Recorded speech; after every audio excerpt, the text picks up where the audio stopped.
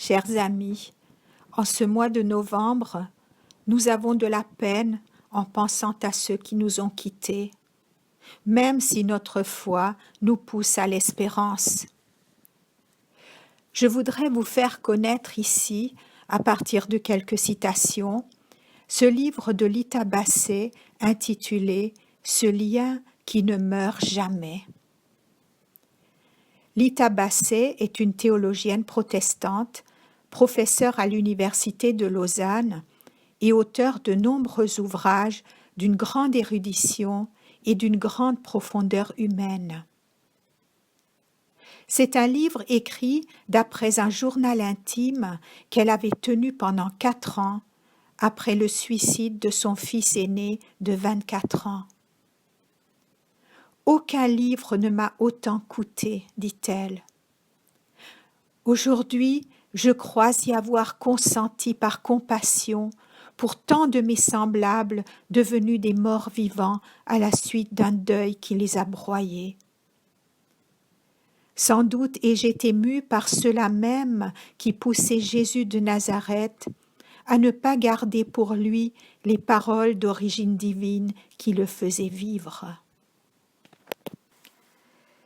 Le chemin de vérité qui mène à une vie plus forte que l'irréparable n'est pas l'apanage des croyants. Il dépend de l'orientation choisie. Malgré ou à travers la mort de notre proche, désirons-nous ardemment aller vers ce qui vit ou décidons-nous d'étouffer ce désir en nous? Et cette question se pose à chaque humain. La mort de ton proche restera-t-elle à tes yeux orientée vers la mort? Ou bien tourneras-tu ton regard vers la possibilité que peu à peu le vivant te redonne son propre poids d'existence, cette densité de présence dont aucune destruction jamais ne saurait venir à bout? Lita Bassey est constamment à l'affût des signes qui pourraient venir de Dieu. Dans les paroles de ses amis, dans les pensées qui surgissent furtivement et dans ses rêves. Et bien sûr dans les évangiles qu'elle connaît bien en tant que professeure de théologie, mais dont certains passages prennent pour elle un nouveau sens, parce qu'ils rencontrent son expérience vécue. Elle dit « Une force d'outre-tombe m'avait interdit de croire mon fils tout entier disparu sous terre. Il n'est pas ici. » C'étaient exactement les paroles du mystérieux jeune homme aux femmes venues chercher le corps de Jésus au matin de Pâques. Il n'est pas ici. Au plus profond de son désespoir, elle parle de la présence qui avait élu domicile en chacune des personnes capables de compassion. Elle en parle comme d'une manne, comme quelque chose qui est venu à elle sans qu'elle ait eu à la chercher. La présence de Dieu s'est fait entendre d'abord à travers les frères et sœurs en humanité. Elle dit « Quelque chose ayant du sens pour autrui venait se connecter avec mon expérience la plus intime et faire sens en moi. C'était comme une réinclusion dans le monde des vivants. J'étais reliée. » Elle est attentive à la voix intérieure et elle dit « J'admets de plus en plus qu'en moi il y ait plus que moi, que la présence silencieuse en sache plus long sur mon devenir. J'apprends à faire confiance à ce vis-à-vis sans visage qui se fait pressant chaque fois qu'il y va de ma libération et de mon épanouissement. Les hasards se multipliant, me prenant toujours au dépourvu, j'ai commencé à en prendre note, intriguée par une telle insistance. Aujourd'hui, je ne cherche plus la présence que dans l'infiniment discret. c'est sans tambour ni trompette que la vie reprend sens. Lita Basset a traversé des moments de doute quant à la bienveillance de Dieu. Alors elle a entendu cette parole attribuée à Dieu. « Mes tendresses pour toi ne sont pas épuisées. » Alors elle écrit « 5 ans après la mort de Samuel, je suis définitivement incapable de disserter sur le pouvoir ou l'impuissance de Dieu à empêcher le malheur. J'ai renoncé à regarder en arrière, à écrire l'histoire telle qu'un bon Dieu aurait pu l'écrire. La précarité de la vie m'assourdissait, telle une prière adressée à moi par le maître de la vie. C'est que précarité et prière sont étymologiquement de la même famille. La précarité des humains était la sienne. Désormais, c'était peut-être lui qui me priait, me suppliait de croire à sa bienveillance. Et cette vie si précaire se faisait peu à peu prière, vase précieux d'une bienveillance qui n'était encore que promesse. Mais ce qui a changé ce jour-là, c'est l'orientation de mon regard. La bienveillance allait se faire connaître autrement. Je ne l'attendrai plus à travers les jumelles d'un passé d'abandon et de trahison, et je ne lui demanderai plus de faire ses preuves dans ma propre vie. Je pressentais qu'en se montrant à l'œuvre en Samuel, là où il était, c'est moi qu'elle atteindrait du même coup. Confier Samuel à Dieu, l'abandonner à celui-là seul qui n'abandonne jamais personne. Quand on ne peut plus rien pour un proche, plutôt que de se noyer pour lui, l'issue n'est-elle pas de l'abandonner à la tendresse d'où il vient et d'accompagner son retour à la maison? Comme beaucoup, je ne crois plus en une toute-puissance divine bien installée en amont du malheur, ayant les moyens de l'empêcher, mais ne le faisant pas pour d'obscures raisons. Mon expérience de Dieu commence avec la souffrance. Je ne connais aucun Dieu d'avant la souffrance. Mais je sentais que quelqu'un me voulait en vie, que quelqu'un me désirait libre, de cette pleine liberté du dedans que l'évangéliste Jean appelle la liberté des enfants de Dieu.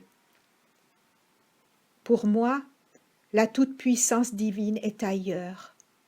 C'est exclusivement une puissance de guérison, de restauration, de recréation de notre être intérieur qui va jusqu'au bout de ce qu'elle a initié. Nous seuls y mettons des barrières. Réflexion sur la mort. Tout serait dans le regard. Changer de regard sur la mort préparerait à croire la vie plus forte que la mort, c'est-à-dire à percevoir nos bien-aimés vivants et à sortir nous-mêmes de l'état de mort vivant. C'est la séparation qui nous déchire, mais nous en rajoutons, pour ainsi dire, avec nos représentations de la mort. Nous imaginons notre proche détruit à tout jamais, et cela nous enlise dans le deuil. Paul a dit « S'il n'y a pas de résurrection des morts, Christ non plus ne s'est pas réveillé. » Donc il faudrait se poser la question de comment arriver à retrouver un lien avec le défunt, une relation vivante. En d'autres termes, s'il ne me devient pas présent, si je ne le sens pas vivant, s'il ne trouve pas sa place, nouvelle, autre, mais belle, dans ma vie relationnelle terrestre, alors que m'importe la résurrection de Jésus? Elle reste un dogme auquel j'adhère de manière purement cérébrale. La résurrection de Jésus n'est rien si elle ne fait pas écho à mon expérience personnelle. Le travail de deuil ne consiste-t-il pas à prendre en soi, avec soi, le proche disparu, et à lui permettre ainsi d'apporter de la vie au plus intime de soi?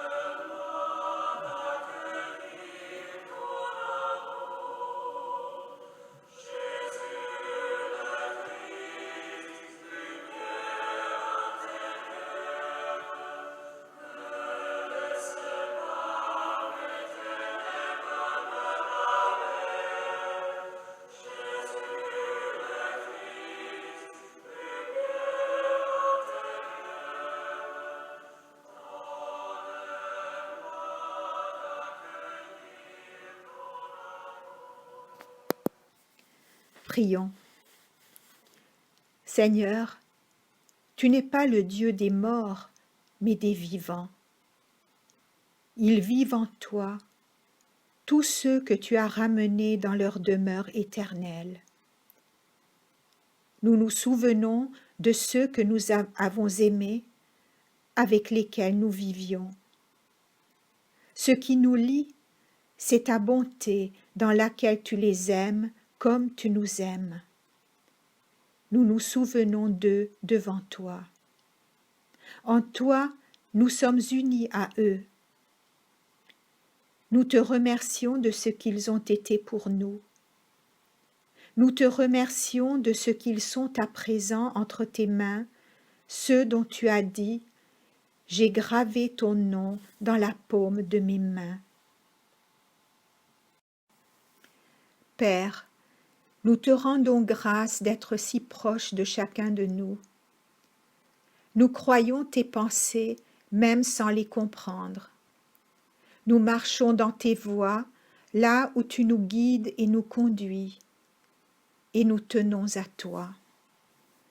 Notre Seigneur et notre Frère, nous connaissons ta croix. Elle est le signe de ta victoire sur l'enfer et sur la mort. Mais parfois, la vie nous fait sentir qu'elle est lourde à porter, cette croix. Alors, Seigneur, aujourd'hui, en toute simplicité, et malgré le temps trouble que nous vivons, nous te prions de nous faire sentir qu'il existe cette espérance d'un ciel nouveau, d'une terre nouvelle. Montre-nous que ta lumière ne s'éteint jamais et donne-nous la paix. Amen.